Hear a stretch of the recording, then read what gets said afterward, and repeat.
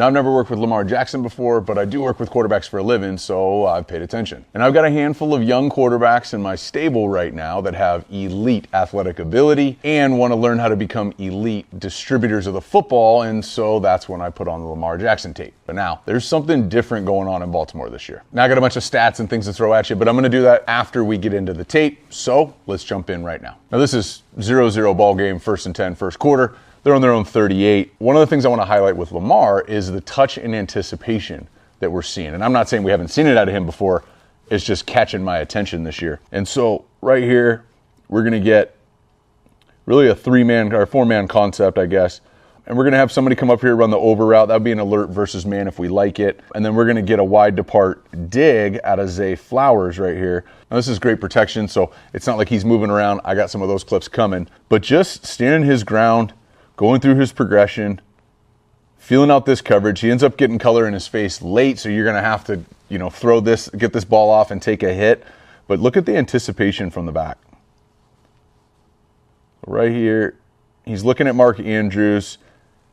Normally you'd see Mark Andrews right here, you go, oh, he's going to be open. Nope, that middle field safety is cutting him, which means if you throw it, it's going to get blown up or picked. And right now, Lamar's hands come apart. Zay Flowers is not in the picture yet.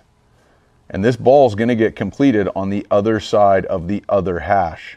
And you see Lamar right here, again, color in his face, 79's kind of falling. Again, when you're stepping into a throw and somebody's falling, I don't know if he's going to land on my knee. I don't know if I'm going to be able to step into this. That's a precarious situation. And Lamar, those hands come apart, and he just feathers one out here over 55. Go ahead and jump 55. You're not getting it. And look at Zay Flowers. Now, Zay Flowers jumps in the air to catch this. He doesn't need to. If he doesn't jump, this ball hits him in the throat. Full speed, coming across the field for what ends up being a really big play, which really set the tone for this game, because the whole week as a defense, you're scared to death that Lamar Jackson's going to rush for 200 yards on you. So when you go heavy play action, or the Ravens are going to rush for 200 yards on you, when you go heavy play action and can sit back there with protection and he can throw with that type of anticipation, it's why this game was so lopsided. Early on in the game, he started hitting big chunk plays. Now, a little later on in this game, Baltimore's up 7-0. And this is 3rd and 3 on the Detroit 12-yard line. And I'll let this play right here. He starts left. Now is where we get some Lamar Jackson. He straight turns his back, does a 360, turns his back to the defense, cuts back inside, and finds this receiver late. But let's go back and look at what he actually did. First off, now I'm not going to say Lamar's the only guy that can make this play, but he's probably making plays like this more consistently over the last couple of years than anybody else. Josh and Kyler and Pat and Joe, and there's a bunch of guys making great plays, creating, but I just see Lamar doing this as if it's the play call. So just keep an eye on what this concept is. So this receiver, who I'm not sure who he is right here, he's in the slot, and he's just going to run a little option route, which is going to look like a hitch from the slot. And he's going to end up catching this on an over route going the other way because of the creativity of Lamar Jackson. So right here, he doesn't like it. He's going to go run, nowhere to go, nowhere to go. So he rolls right. There's 2 defenders chasing him. And right here, when he puts his foot in the ground, check this out. He is outside of them. Okay? And now when he subtly moves back and lets this ball go, he's now inside of them. And that's that, elusive playmaker, whatever. It's creating time and space is what it is. However you're doing it, whether you're a freak athlete or really mechanically sound and an efficient mover or both, I'm outside of you, I stop. Now when I throw this, I've created a passing lane and you're outside of me, and it's not 1, it's 2 defenders. And that's where he finds that little hitch route that started right here and then went here and then is working back in the end zone. And on top of that, he hits him right in the forehead. Again, you don't want to let him sit back there and pick you apart. You don't want to lose your pass rush lane and he takes off on you. And then when you do have him corralled, he can't get out the back door. Otherwise, I'm just not really sure as a defensive coordinator what you say to your defense to prevent that from happening, because honestly, everyone was covered and the defense did a great job and it results in a touchdown. All right, now I'm just going to show you an absolute seed. This is not what I would say is mechanically sound and getting to a great position to throw. This is just being a super talented dude and putting the ball the only place it can be. This is 3rd and 5. They're up 14-3 at Cleveland week 4. And just let this play here. So a little 2x2. And this is a really simple smash concept here, okay, where they're going to have somebody run a wide depart, spray out, a high angle corner, and then we'll get the back and the flat. So it's a 3-level concept, and this is ran in every college, NFL, and probably high school offense as well. Very common play. But right now, he doesn't really have Zay Flowers on time, or he doesn't think so. That corner can jump that, right? This is, that's pretty hairy, and especially if that's Denzel Ward, then that's just, you're not going to let that ball go right there. And the running back's not on a flat route. He's running a little option route, or a Texas route, angle route. But look at him. He wants to throw it here. Nope. And he starts to feel that pressure. There's Myles Garrett coming from the backside. And he off his right foot. Now it looks like, oh, he's wide open, right? Oh, just throw it to him. But by the time the ball gets from his hand and all the way back of the end zone, if you put too much air on it, you're going to give everybody a chance to turn it into a jump ball. And I don't know how you throw the ball as hard as you can from this position, but he puts the perfect tempo and trajectory on the ball. And look where this thing goes. Look where Mark Andrews catches this. The only place that can be. Check this out from behind. No, starts to leave. Never mind, I'll throw it anyways. This thing is spinning, and look where Mark Andrews catches this ball. I mean, that's the only place you can put it. An inch higher, it's incomplete.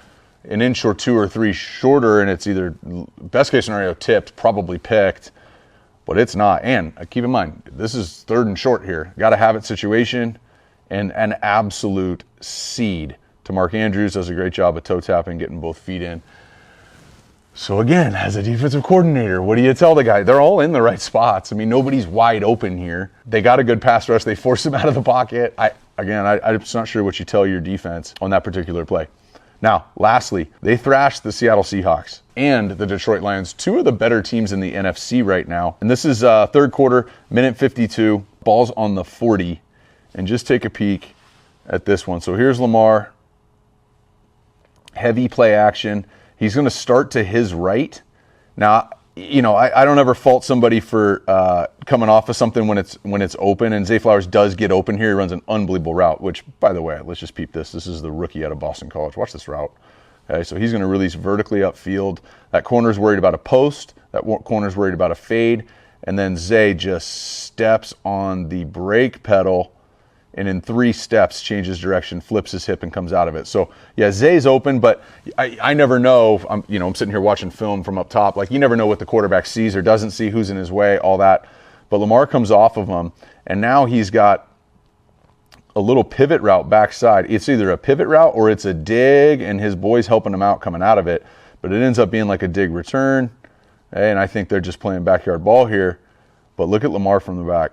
Heavy play action, you got to worry about that. These linebackers right here have to respect it. They're running for a couple 100 yards every week. And here's Lamar. He didn't like it right here, didn't see it. Comes off of it early, whatever. Moves backside and progresses. Sees Bobby Wagner, one of the best linebackers in the game, undercutting it. His receiver helps him out.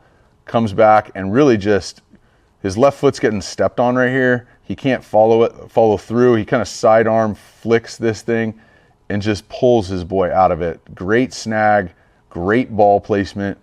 And again, he has all day to throw. The pass rush lanes are really open for him to run, but he's remaining a passer. Early Lamar and a lot of young quarterbacks, the A-gap opens up, I'm gone if you're a runner. Lamar is not. He's running on an as-needed basis. And that, I think, right now is what's making them so dangerous, is that he's running only on an as-needed basis. And even still, when the pocket collapses and people chase him, he's still remaining a passer. He's running like as the 3rd, 4th, 5th option as opposed to the first option. And again, you're a defense coordinator sitting here putting up tape on a Wednesday, getting ready to play the Ravens. I'm just not sure what the goal is. Like, yeah, let's sack him, but that's easier said than done. You got to maintain pass rush lanes, keep him in the pocket, but there's 4 plays or 3 plays of him staying in the pocket and picking people apart. Yeah, Zay Flowers comes open on the dig, he hits him in his throat, but the other ones were just ridiculous ball placement. And so as the Baltimore Ravens continue to do this, and he continues to put stuff like this on tape, I don't know, I'm very fascinated to see where the Ravens can go. And where the Ravens been so far, check out some of these stats. So they're 7-2 right now. They're tied with Kansas City at the top of the AFC with that number 1 spot. They beat division leaders in 2 other divisions. They're plus 115.3 differential right now. That leads the NFL. So it means they've scored 115 more points than their opponents. That's a relevant stat. And they outgained the Seahawks 515 to 151 yards of offense. You're going to win when you do that, especially when you don't turn it over. And by the way, Lamar is not a turnover guy. He's never really been a turnover guy. He has started 70 games, Lamar Jackson, for the Baltimore Ravens. He's won 52 of them. Only Tom Brady back in New England had a higher percentage. And Lamar has never, even though he's been an MVP and he's gotten paid and he's won all those games, he's never completed over 70% of his passes. This year, as I said earlier, something different's going on in Baltimore. Right now, he's on pace to break that pretty handily. Lamar Jackson, Baltimore Ravens, rolling on offense.